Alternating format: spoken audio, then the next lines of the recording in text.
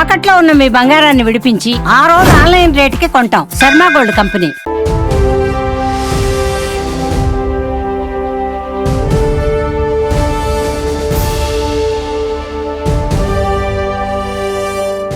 మాకు కూడా మా దేశానికి సేవ చేసే అవకాశము లభించడం, రాష్ట్రపతి భవన్ కొన్ని గంటల కిందనే నోటిఫికేషన్ ఇచ్చారు. ఆ నోటిఫికేషన్లో గోవా అంటే మాకు గుర్తొస్తుంది మా ప్రియ మిత్రులు పాపం ఇంకా లేరు, మనోహర్ పారికర్.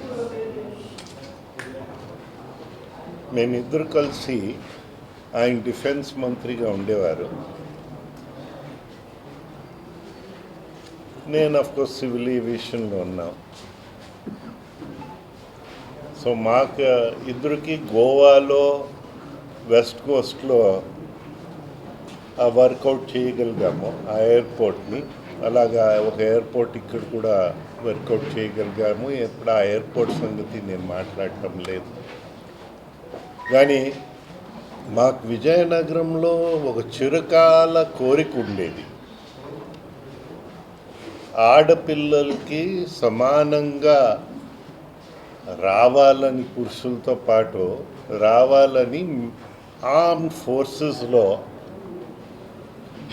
వారికి స్థానం కలిగించాలని, అలా సైనిక్ స్కూల్స్లో కూడా వారికి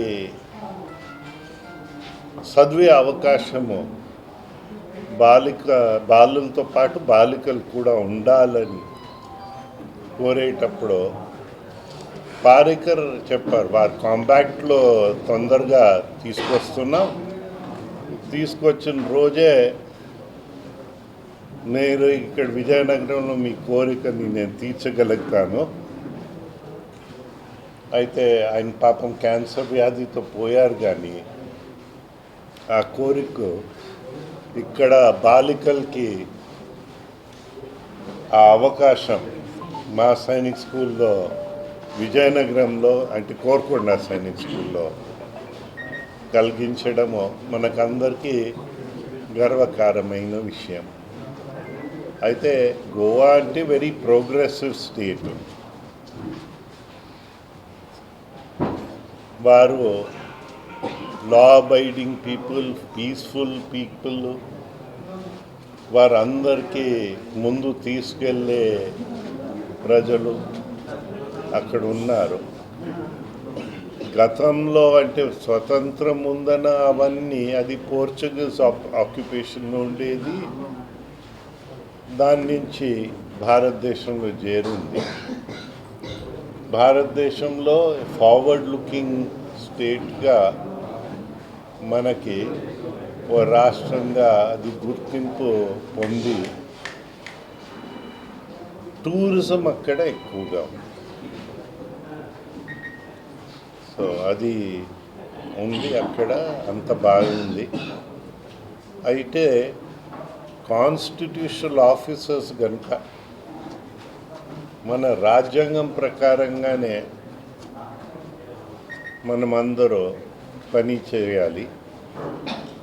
రాజ్యాంగాన్ని ఉల్లంఘిస్తూ అధిగమిస్తూ పని చేయడానికి వీలు లేదు.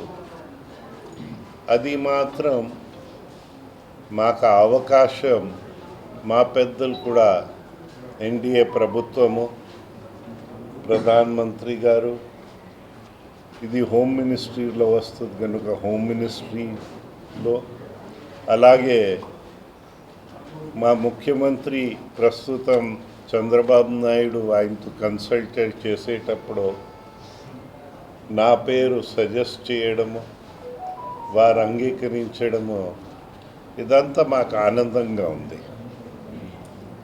మేమంటే ఎప్పుడూ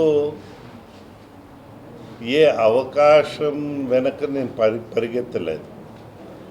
కానీ అవకాశాలు వచ్చేటప్పుడు బాధ్యత కూడా లేకుండా విస్మరించడము వద్దని నేను అనలేదు. మేము ఎప్పుడూ సాయశక్తి మా దేశం కోసం మేము పని చేయడానికి ఇంకోసారి అవకాశం మాకు లభించడం మాకు ఆనందకరమైన విషయం. మా జీవితంలో మంచి చెడ్డలంతాలో సహకరించిన నా సతీమణి కూడా, అంటే ఒక చోట నేను భార్య అంటే నన్ను కరెక్ట్ చేస్తారు, భార్య కాదు ధర్మపత్ని అన్న. అది ఒక గుడిలో వెళ్ళేటప్పుడు. సో మాకు కూడా ధర్మం వైపు నడాలని నడిపించి ప్రోత్సహించే కుటుంబాన్ని ఆ దేవుడు మాకు అందించడము మా అదృష్టమని నేను భావిస్తూ ఉన్నా.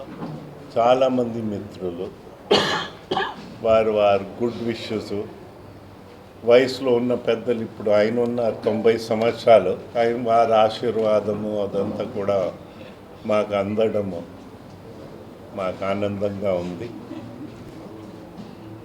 మాకంటే తక్కువ ఉన్న వయసులో పెద్దలందరూ మా గుడ్ విషెస్ తెలియపరించడం, దాంట్లో ప్రజాప్రతినిధులు ఉన్నారు, మిత్రులు ఉన్నారు, కలిసి పని చేసేవాళ్ళు ఉన్నారు. కొందరైతే వారు కొంచెం ఇబ్బంది గురి అయ్యారు రాజ్యాంగ వ్యతిరేకంగా. ఎందైతే వారు మన క్యాజువాలిటీ లిస్ట్లో నాలాగా కొందరు ఉన్నారు.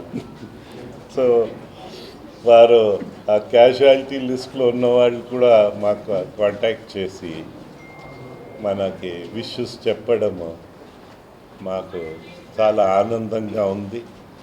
మన తెలుగు వాళ్ళు ప్రైడ్ ఇప్పుడు పెంచే బాధ్యత కొంచెం పెరిగినట్లు అనిపించుతా ఉంది.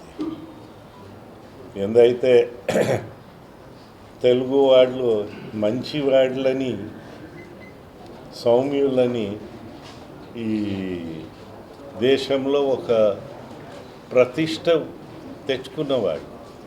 మన దేశం ఒకటే కాదు, అంతర్జాతీయ స్థాయిలో కూడా తెలుగు వాళ్ళు చాలామంది వారు పేరు ప్రతిష్టలు తెచ్చారు. ఆ పేర్లు ప్రతిష్టలు తీసుకురాగలుగుతామా లేదా తెలియదు, కానీ ఉన్న పేరు జారకంటా ఉంచడానికి మా పూర్తి ప్రయత్నాలు ఉంటాయని నేను మీ ద్వారా అందరికీ తెలియపరుస్తూ, సహకరించిన ప్రతి ఒక్కరు, ఇప్పుడు రాజకీయ అపాయింట్మెంట్ అయినా మేము యాక్టివ్ రాజకీయానికి కాస్త దూరం ఉండవలసి వస్తుంది.